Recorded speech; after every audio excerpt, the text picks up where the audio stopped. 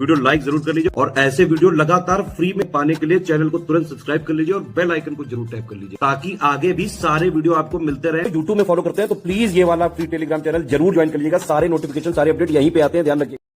तो दोस्तों आरओ जो री एग्जाम है उसके लिए टेस्ट सीरीज स्टार्ट हुई है इस चैनल पे, ठीक है, जो आपका एकदम नए पैटर्न पे होगी, जिसमें आपके 200 क्वेश्चन पूछे जा रहे हैं। अब आपको ये तो पता ही है ना, 140 क्वेश्चन आपके जीएस के आने, 60 क्वेश्चन जीएस आपका उसके हिंदी के आने, ठीक है। तो अच्छे से ये पूरी वीडियो जो है देखिएगा जरूर, काफी बढ़िया जो है आपको क्वेश्चंस मिलने वाले हैं। और साथ में पेड ग्रुप अगर आप ज्वाइन करना चाहते हो तो वो भी आप कर सकते हो नंबर्स पे कॉल करके। तो चलो देखो स्टार्ट करते हैं हम लोग अपनी वीडियो। देखिए 20 क्वेश्चन तक हमने कर लिए थे, ठीक है। अब 21st वाला देखते हैं क्या बोला जा रहा है। पाकिस्तान और the partition of India, annihilation of caste पुस्तक के लेखक कौन है, ठीक है, लेखक कौन है इसके। पाकिस्तान और the partition of India, annihilation of caste. Annihilation of caste का मतलब होता है कि कास्ट जो सिस्टम है उसको बंद कर देना चाहिए, ठीक है। तो ये किताब किसने लिखी है, ये लिखी है आपके डॉक्टर बी आर अम्बेडकर ने, ठीक है, डॉक्टर बी आर अम्बेडकर ने। फिर आगे देखो साइंस का क्वेश्चन है, फुल लेंथ टेस्ट है ये, अच्छा ठीक है। निम्नलिखित में से कौन सी धातु अत्यधिक आपका रिएक्टिव होती है, अभिक्रियाशील होती है, ठीक है, कौन सी सबसे रिएक्टिव। तो ये होता है आपका सोडियम, सोडियम सबसे रिएक्टिव होता है, सिंबल होता है इसका फॉर्मूला Na मान लो। फिर आगे बोला जा रहा है आपका वृहद जल विद्युत परियोजना सामान्यतः कितने मेगावाट से अधिक की होती है। जो लार्ज हाइड्रो पावर प्रोजेक्ट होते हैं ना, जो डैम बनाई जाती है, पानी रोका जाता है, फिर पानी को गिराया जाता है, ऊंचाई से डैम बनती है, तो लार्ज वाले कितने मेगावाट तक के होते हैं। तो ये जो आपके 25 मेगावाट तक, ठीक है, कितना 25 मेगावाट। फिर आगे देखो अर्का मृदुला निम्नलिखित में से किस फल की एक प्रसिद्ध किस्म है। Arka Mridula is a famous variety of which of the following fruit, ठीक है, तो ये है आपका अमरूद का कौन सा, अर्का मृदुला। तो ये चीज ध्यान रखना किसकी भैया वेराइटी है, कौन से फल की है, तो ये आपका अमरूद हो गया। बोला जा रहा है इनमें से कौन सा सही मैच नहीं है, साइंस का ही है, तो जो सही मैच नहीं है वो है आपका बी वाला, सीआरटी। बोला जा रहा है कैथोड रे टर्मिनल, तो ये गलत है। सीआरटी का फॉर्म आपका फुल फॉर्म होगा कैथोड रे ट्यूब, ठीक है, क्या होगा, कैथोड रे ट्यूब, ठीक। आगे देखो अब ये आपका शायद उसका है, करंट अफेयर क्वेश्चन है, क्योंकि फुल लेंथ टेस्ट है, करंट अफेयर तो आएंगे ही। निम्नलिखित में से किस कंपनी ने अपने कारोबार का दायरा बढ़ाने के लिए 197 कम्युनिकेशन लिमिटेड की मनोरंजन और इवेंट टिकटिंग शाखा पेटीएम इनसाइडर को 2048.4 करोड़ रुपए में अधिग्रहण कर लिया है, ठीक है। तो किसने करा है, कौन सी कंपनी ने, पेटीएम की है, पेटीएम वगैरह चलाते ही होगे आप लोग, ठीक है। तो किसने अधिग्रहण करा, ये करा है आपके जोमैटो ने, किसने, जोमैटो ने करा है। फिर आगे हम लोग देखते हैं, अभी आपका एजर्शन रीजन वाले जो है क्वेश्चन आ गया है। इसमें बोला जा रहा है 1867 में महादेव गोविंद रनाडे ने पूना सार्वजनिक सभा की स्थापना करी थी। तो ये गलत है, क्योंकि स्थापना हुई आपकी 1870 में। कब हुई है स्थापना आपका पूना सार्वजनिक सभा की, तो ये हुई है 1870 में, ठीक है। तो पहला स्टेटमेंट तो गलत हो गया।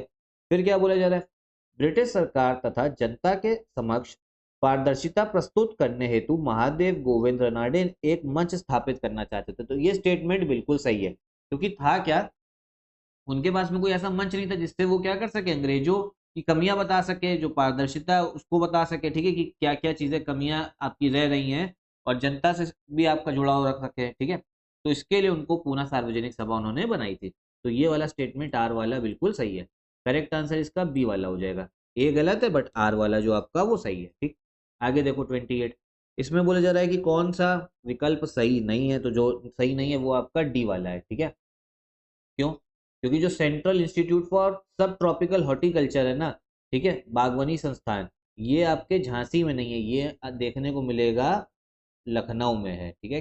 कहाँ पर है भैया, ये लखनऊ में। फिर आगे आओ, आपका इसमें बात हुई जा रही है निम्नलिखित में से किन मुगल शासकों ने भू राजस्व की दर 50% ही रखी थी। Which of whom among the following Mughal rulers had kept the rate of land revenue 50%। मतलब जो जमीन से जो टैक्स वसूला जाता था उसके बारे में यहाँ पे बात हो रही है। तो यहाँ पर एक चीज ये देखो, ये मुगल रूलर हटा दो, ठीक है, मुगल रूलर इसको हटा दो, मिडीवल इंडिया मध्यकालीन भारत की बात कर सकते हैं। तो जिन्होंने रखा था ना वो था आपका अलाउद्दीन खिलजी और मोहम्मद बिन तुगलक। किसने रखा था 50% आपका टैक्स, बहुत होता है 50%, अलाउद्दीन खिलजी और मोहम्मद बिन तुगलक। मतलब समझो किसान कुछ उगा रहा है कोई फसल, मान लो प्याज ही उगा रहा है, तो प्याज का 50% किसको देना होगा, 50% आप दोगे अंग्रेजों को। तो करेक्ट आंसर इसका सी वाला हो जाएगा, 2 एंड 3। मुगल इसीलिए हटाए क्योंकि अलाउद्दीन और मोहम्मद बिन तुगलक जो थे ना, ये आपके मुगल तो नहीं थे। ठीक, आगे देखो। भारत आने के बाद डचों ने 1605 में किस राज्य के मसूलीपट्टनम में अपना पहला कारखाना स्थापित किया था? मसूलीपट्टनम जगह में भैया फैक्ट्री बनाई थी। कहाँ पर है, किस राज्य में? तो ये आता था आपके आंध्र प्रदेश में। ठीक है, कहाँ? आंध्र प्रदेश में। फिर आगे देखते हैं। लोक कढ़ाई का निम्नलिखित में से कौन सा पारंपरिक रूप भारत के एक उत्तर पूर्वी राज्य में प्रचलित है? जो आपका ट्रेडिशनल फॉर्म है फोक एम्ब्रॉयडरी का। आर्ट एंड कल्चर का क्वेश्चन है, ये आते हैं। जो कढ़ाई होती है, एम्ब्रॉयडरी होती है। तो भैया कौन सा आपका फेमस है जो नॉर्थ ईस्टर्न स्टेट में, उत्तर आपका पूर्वी में है? तो जो फेमस है वो है आपका शामी लामी। ठीक है, कौन सा? शामी लामी। ये एक आपका भैया क्या है, एक फोक आर्ट, फोक है आपका, वही फोक एम्ब्रॉयडरी की एक टेक्निक है। ठीक है, पारंपरिक रूप आपका इसका लोक कढ़ाई का। फिर आगे देखो 32 देखो। इसमें बात हो रही है जो सोहगोरा का कॉपर प्लेट इंस्क्रिप्शन है, सोहगोरा ताम्र पात्र अभिलेख के संदर्भ में कौन सा कथन जो है सत्य है? ये आपका गुप्ता पीरियड से बोला जा रहा है, गुप्ता काल से, तो ये गलत है। ये जो आपका अभिलेख है ये हमको मिलता है मुगल पीरियड, आपका सॉरी मौर्यन पीरियड से। ठीक है, इसका मौर्यन काल से ये हमको शिलालेख मिलता है जो आपका सौगारा का कॉपर प्लेट इंस्क्रिप्शन है। ठीक, उसके बाद में ये गोरखपुर में पाया जाता है, तो ये स्टेटमेंट जो है बिल्कुल सही है। करेक्ट आंसर इसका बी वाला हो जाएगा। ठीक है, कौन सा है? सोगोरा ताम्रपात्र अभिलेख, ध्यान रखना इंपॉर्टेंट है।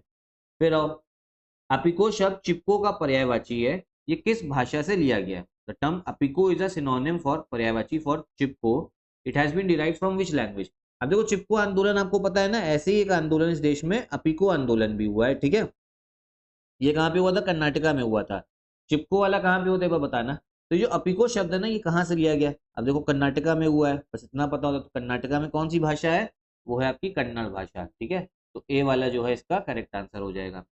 फिर आओ, 2018 में शुरू की गई संपन्न योजना, इसका मुख्य उद्देश्य क्या था? संपन्न स्कीम। तो इसका मुख्य उद्देश्य इनमें से कुछ नहीं, मेन जो उद्देश्य था संपन्न स्कीम का वो ये था कि जो पेंशन है ना वो सही से बांटी जाए। ठीक है, कहाँ पे पेंशन सही से बांटी जाए, और ये आपका वाराणसी में स्टार्ट करी थी प्रधानमंत्री जी ने स्कीम। फिर 35 देखो। बंगाल पर ब्रिटिश विजय से पहले एशिया से ब्रिटिश आयात में लगभग कितने प्रतिशत वस्तुएं बंगाल की होती थी? देखो था क्या ना, पहले हम लोग भारत को सोने की चिड़िया बोलते थे, वो इसीलिए क्योंकि हमारे बंगाल से ही आप समझो जो अंग्रेज लोग थे वो बहुत सारा सामान ले जाते थे। कितना? कम से कम 60% ले जाते थे। तो करेक्ट आंसर बी वाला होगा। इंपोर्ट करते थे। ठीक है, कौन? अंग्रेज। मतलब पूरे एशिया का 60% आप समझो क्या कहते हैं बंगाल से था। तो बंगाल से कितना ही उसमें सामान आपका बनता होगा। आपका ये भी था, प्राकृतिक प्रोडक्ट भी थे। ठीक है, उसके बाद में आपका वो भी बनते थे, कपड़े बनते थे, अलग अलग टेक्सटाइल बनते थे। और भारत उसमें यूरोप में सबसे ज्यादा डिमांड बंगाल के कपड़े की थी। ठीक है, फिर आगे देखिए। प्रधानमंत्री उज्ज्वला जो योजना है, ठीक है, 1 मई 2016 को उत्तर प्रदेश राज्य के किस जिले से शुरू की गई थी? तो ये शुरू की गई है आपके बलिया से। ठीक है, ये आपका उज्ज्वला स्कीम जो है वो सिलेंडर को लेके है, जो एलपीजी सिलेंडर होते हैं उसको लेके स्कीम आई थी। फिर आओ, सासाकावा पुरस्कार किस अंतरराष्ट्रीय संगठन संगठन द्वारा दिया जाता है? Sasakawa prize is given by which international organization? तो ये भैया कौन देता है? ये देता है आपका संयुक्त राष्ट्र पर्यावरण कार्यक्रम, यूनाइटेड नेशन एनवायरनमेंट प्रोग्राम। किस लिए दिया जाता है भैया? ये दिया जाता है आपके पर्यावरण में जिन्होंने अच्छे से काम किया है पर्यावरण को बचाने में। 38 देखते हैं क्या बात हो रही है। 17 सितंबर 2024 को निम्नलिखित में से किस राज्य सरकार ने श्रमिकों को 5 रुपए में भरपेट भोजन उपलब्ध कराने के उद्देश्य से राज्यों के सभी जिलों में अन्नपूर्णा दाल भाट केंद्र खोलने की घोषणा की? मतलब 5 रुपए में भरपेट खाना जो है मिलेगा, और आपका क्या कहते हैं अन्नपूर्णा दाल भाट केंद्र उसमें खोला गया। कहाँ करा गया? तो ये है आपका correct answer Chhattisgarh. Current affair का क्वेश्चन है, लेकिन ध्यान रखना छत्तीसगढ़ में ये आपका खोला गया। ये इंपॉर्टेंट है इस बार एग्जाम के लिए भी। ठीक है, फिर आओ, बंगाल के निम्नलिखित शासकों में से किसने बंगाल के क्षेत्र पर सबसे कम समय तक शासन किया था?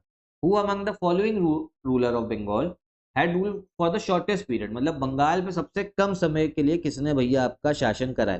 तो ये है आपके सरफराज खान। ठीक है, कौन? सरफराज खान। सरफराज धोखा देता ही है। ठीक है, तो इसने भैया सिर्फ आप समझो 1 साल तक ही शासन करा है बंगाल में, और वो भी कब से कब तक? 1739 से 1740 तक।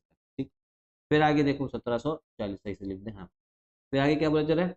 लिथोट्रिप्सी, ठीक है। लिथोट्रिप्सी एक ऐसी प्रक्रिया है जो शरीर के किस हिस्से में बनी पथरी को तोड़ने के लिए शॉक वेव्स का उपयोग करती है, ठीक है।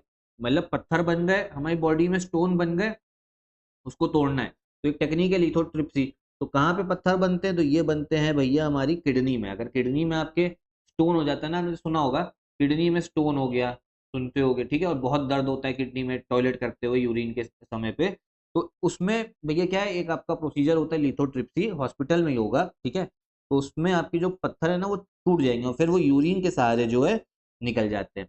बहुत लोग तो ये भी कहते हैं बियर पीनी चाहिए भैया, बियर से भी किडनी स्टोन सही हो जाता है, लेकिन वो सब फालतू की बातें हैं। अगर कभी कोई दिक्कत लगे तो डॉक्टर से ही मिलना है आपको, ठीक है, ठेके पे नहीं जाना है। बस ये सब चीजें ध्यान रखना। आर ओ का एग्जाम है, डेली अपना पढ़ाई करते रहो, 6 से 8 घंटा पढ़ो।